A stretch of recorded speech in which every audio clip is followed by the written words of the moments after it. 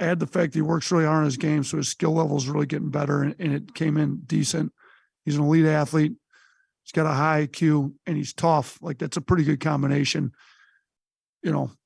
Like, he's gonna be successful. Like, he's gonna play for money, for a long time, in my opinion. So I don't know at what point, what level, and all that, but he's got a legitimate chance to be a real pro.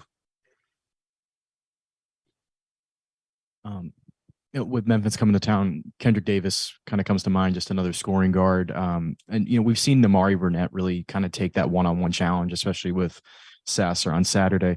Have you ever had guards that have been able to kind of take guys like that one-on-one and just face guard all day, where you really don't need to you can kind of put them on an island, they don't need help or anything on that side? I mean, probably not since we've been here quite like that. We did do it at Buffalo. We had some pretty tough, hard-nosed, defensive-minded guards up there that you do that with. I think Amari maybe didn't even have necessarily that reputation. A lot of guys with the ranking he had coming in and his offensive ability, maybe don't want to buy into being that type of guy, that role, but he's really been all about winning, just wants to do whatever he can to help the team win. And his defense on Sasser was as big a reason we won that game as any was.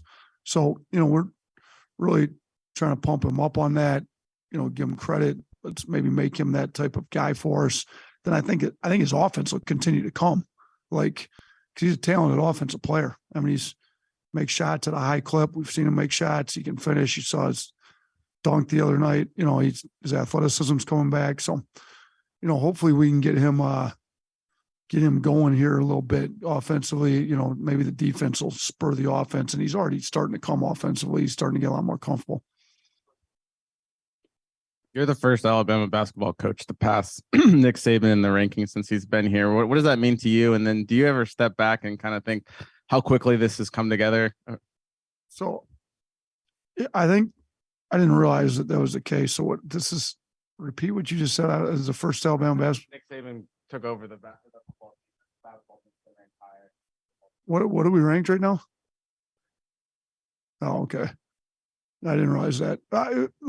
I'll say this. I think that speaks to the level of football that Nick Saban has brought to Alabama. Like, wow. Like, how long has he been here? How many years? 16 years. So for 16 years, there's a lot of polls that have come out. The football team's been, my guess is he's been number 1 or 2 in half of them. The basketball team would have had to been pretty good to be ranked ahead of him. So, and you know what? Maybe when he was getting it built in the first year or two, I don't know what obviously the basketball program wasn't at the level we've gotten it to now. So I think it speaks to how ridiculous the football program is around here for it to go that long. Look, on our end, we're just trying to get a little bit better every day. And we were obviously, coming off a big win over number 1 team on the road. So people recognize it. Also realize how fleeting that stuff can be. What's North Carolina ranked today? They're not. They were number 1 2 weeks ago. Okay, so it's nice to be ranked high. Let's build it up for our fans. Let's get everybody out here Tuesday. Get the number 4 ranked team in the country playing at home against Memphis, who's a really good team. It'll be a great game. But if you don't take care of business today, it's going to be gone. If you don't take care of business tomorrow, the rankings are out the window. So. And I'll say this too. Me and Coach Sampson talked before the Houston game. He's an unbelievable coach. We both said win or lose, we're both going to get a lot better from this game. We won that game last year. They went to an Elite 8 without Mark and Sasser, either one. Okay. And I talked to our team. It's a lot easier to handle failure most of the time than it is to handle success. So we just had some success. Are we mature enough to handle the success that we've had? Because last year we weren't. Last year we had some success and we didn't handle it well. We've been talking about that all summer, all fall, all coming into this. The test is here. We've now gotten the success. Can we handle the success? So I got off topic a little bit. Yeah, the question, I didn't know that. It's great. Football teams still fit best football. And to be honest with you, that ranking is probably off too, to be honest with you. They're probably better than the 5th best football team in the country. They're just whoever they lost to, however those rankings are determined, they probably deserve to be in the play. Not probably, they do deserve to be in the playoffs, but they're not. So we'll see if we deserve the number 4 ranking or not tomorrow. Hey, Coach, a month or so ago when we talked to you at SEC Media Days in Birmingham, you said about this team, if you don't defend, you're just not going to play.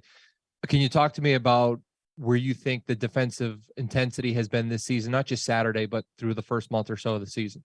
Been a whole lot better than it was last year. I mean, you can see and to be honest with you, some of the guys that haven't played heavy minutes that have before, it's not even always just a defensive. If they're not playing well, if you're not playing well, you're probably not going to play. We got a lot of depth. So, but particularly on the defense, like if you're not going to give us everything you have and give us an effort, we're going to find somebody that will. So I think we really challenged Noah Gurley. I think the box score had him for 6 rebounds. We do our own stats off the video. He had 8 rebounds in a short amount of time. We really challenged Noah so Noah's rebounding a lot better than he's ever rebounded. We just went against one of the best rebounding teams in the country in Houston. He came up with 8 in fairly limited minutes. So I think you're seeing it. Guys are playing harder, giving a better effort. Anybody look at what our defensive efficiency was this morning? I think it was 11th or 12th, if I remember right, which is a lot better than 13th right now. So we're 13th. We were 92nd at the close of last year, I believe. We were 3rd 2 years ago. So we're going to keep pushing, but 13 is a lot closer to 3 than it is to 92. So we're a lot better this year than we were last year, and I think you guys can see it. And I think we still got room to grow. Like we've got some better defensive performances out there. Even I think if our offense could get a little better, quit turning the ball over. Our turnovers on offense are hurting our defensive efficiency numbers because the layups were given up off the turnovers. So if we could get our offensive turnovers straightened out, that number would be even better than what it is right now. You mentioned last year this time with the Memphis game. Do you see the few guys who are back taking that charge to explain to the younger guys what happened at that point, from that point forward, and to address the situation? Cornely talked about it after practice today. Like, we know what happened last year. We've got some business to take care of this year. Like, we got to be locked into. The whole program talked about it. This is not a team we want to be up and down, up and down. We're up right now, and we need to be better on Tuesday than we were on Saturday. So it's been addressed. Guys on the team have addressed it. Staff's addressed it. Program knows it. We'll see.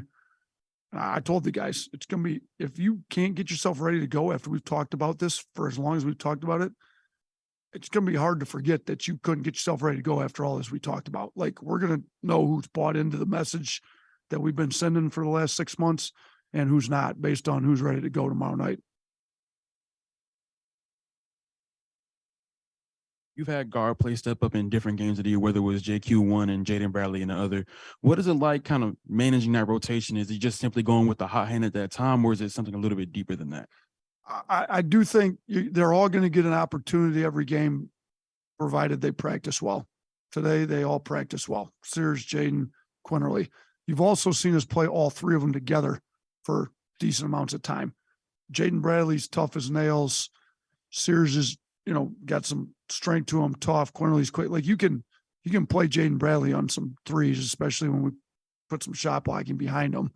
If you put Charles at the 5 and Clowney at the 4, or we even gone small and put Brandon Miller at the 4 some and really spread people out and have 4 playmakers out on the floor. So how do you determine all the minutes? Well, the good thing is it's not football where you can just play one point guard. It's basketball. You can play multiple, point guard being quarterback, but it's basketball where you can play multiple guys at the same time. So we don't have to make a decision as to which one is in the game at that time all the time. We can play multiple ones. Now, which ones are getting more minutes? I think within the course of the game, you got to figure out who's playing better, who's got a better matchup, who's taking care of the ball better. Jaden Bradley didn't have a turnover in all the minutes he played against Houston, who turns people over a lot. And we talked a lot about turnovers. So Jaden was taking care of the ball well. He was guarding well on defense. So he's given us the best chance to win. He's going to play more. And you know what? Quinterly was great with it. Like, after the game, he gave me a big hug. Told you we were going to get you this one, coach. I need to play better for us. all be better. But I told you we're going to get to, I mean, he was as happy as can be that we got to win. I just like when the guy with the most experience that's been here the longest, that's been the SEC tournament MVP can be that happy. And a freshman was playing more minutes than him. That speaks to the culture that he's helped build here, that we've built, that our players really have built. And I got goosebumps, like thinking about it. Like, this is how far Quinley's come. Like, he's legitimately really, really happy for everybody on this team, even when he didn't play his best game. And I think he's going to play well tomorrow. He had a really good day in practice. Me and him talked about it. You got to practice well to prep yourself to play well. I thought he had a really good day in practice. So I'd look for him to be, along with Jaden had a good day too. But I think Quinley's going to be pretty good tomorrow night. Just had a quick follow-up on your answer about Clowney. I mean, obviously your class top to bottom was really strong, but he wasn't that McDonald's All-American. He wasn't that 5-star guy. Has he surprised you guys to a certain extent, just how well he's done so quickly? I think he surprised everybody outside the program a lot more than he surprised us. But I'd be lying if I didn't say he maybe surprised us a little. Like, we knew he was going to be good. We knew he was athletic. We knew he worked hard because he's in the gym all the time, but it's really hard to tell how, we knew he was intellectual on the phone. Sometimes that doesn't translate to the court. He's really smart on the court, like really smart. So sometimes that's hard to predict, and then just how tough is a kid. The high school coach will tell you, and he played for a really good high school coach. So he came in well coached, ready to play. But again, I was a high school coach. You never want to say anything bad about your kid. So you're going to kind of get what most coaches want their kid, so sometimes that stuff's hard to predict, but his toughness and his IQ, like, just how, to be honest with you, how well he comes into big games. I mean, you look at the Carolina game, how he started it, even though he only played 3 minutes, he was good in those 3 minutes. The start of the Houston game, I mean, he's ready to play in every game. He's not scared by the bit. So that stuff's hard to know when they come in. So yeah, probably a little surprised, but I don't even know. I don't follow the rankings all that much. So you got to be ranked high to be a McDonald's All-American. So obviously his ranking wasn't as high as if they re-rank this class right now based on play up to this point, he'd be a lot higher than what he was, based on his play in high school. So super happy we got him. I think our staff does a great job evaluating guys. There's some guys that are ranked really high that we don't think are that good. I think they get to college and they prove they aren't that good. There's some other guys that are not ranked that high that have come in and played really well. And, Clowney's one of them. So I think I love our current recruiting class for next year, to be honest with you. I think we've got some guys that are a little underranked right now, to be honest with you, that I think are going to surprise some people when they come in. So I think our staff's done a really good job doing our own evaluations, not just going off recruiting rankings, so to speak. And Clowney's one. I mean, he didn't play for a shoe team. He didn't play in the UIBL or Adidas or Under Armour. He played for a non-shoe team based out of Atlanta. They do a really good job, but he's not seen by everybody. We saw him plenty because obviously. So I mean, he's been great for us so far this year.